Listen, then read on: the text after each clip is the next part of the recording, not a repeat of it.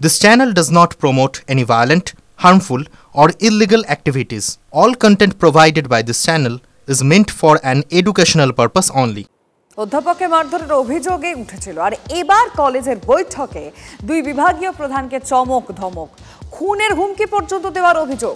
যত কাণ্ড বাঁকুড়ার বেলিয়াতোড়ের জামিনী রায় কলেজে। কাঠগড়ায় বাঁকুড়ার বড়জোড়া ব্লক তৃণমূল সভাপতি আর এই ঘটনার সময়কার ভিডিও ভাইরাল হয়েছে। কড়া নিন্দা শিক্ষাবিদদের, তীব্র প্রতিক্রিয়া রাজনৈতিক মহলে।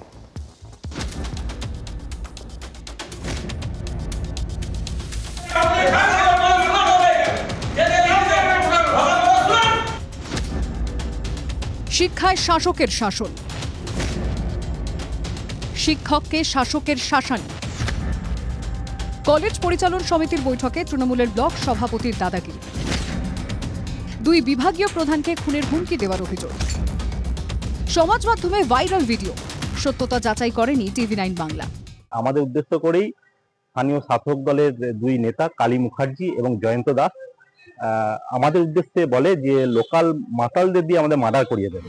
দাবি করা হচ্ছে 26শে মার্চে তোলা এই দৃশ্যটা বাঁকুড়ার বেলিয়াতোড়ের জামিনী রায় কলেজের পরিচালন সমিতির বৈঠকে।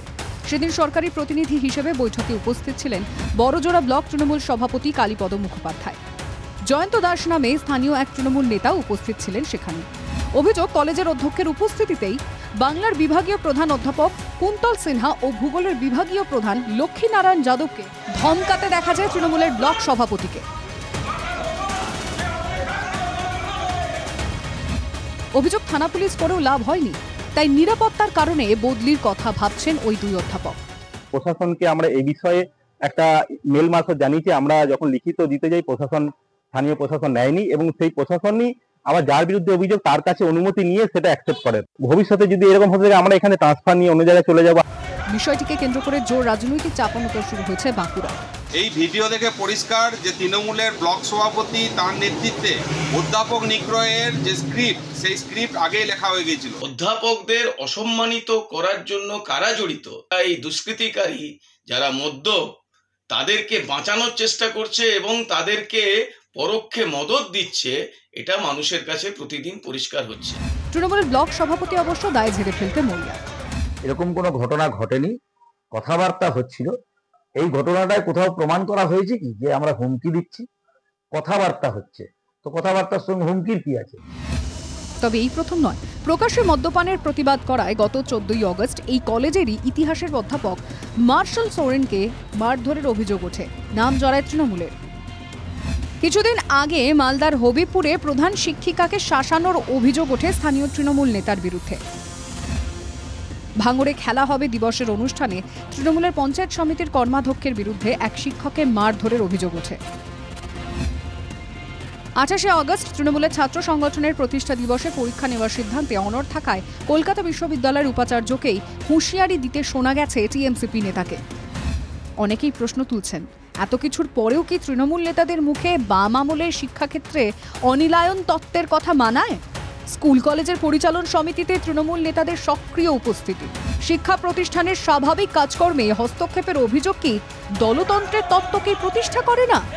বাঁকুড়া থেকে হীরক মুখোপাধ্যায়ের রিপোর্ট, TV9 বাংলা।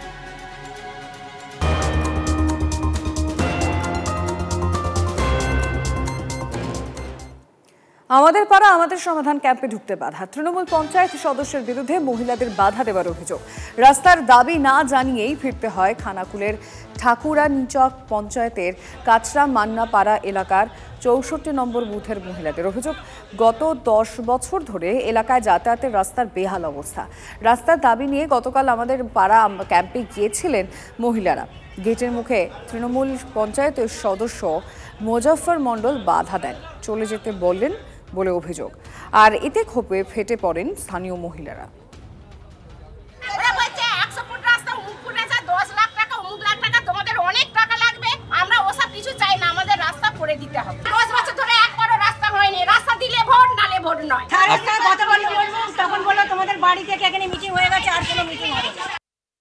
আমি খোঁজ নেবো, প্রধান সাহেবকে জিজ্ঞেস করবো কি হয়েছে।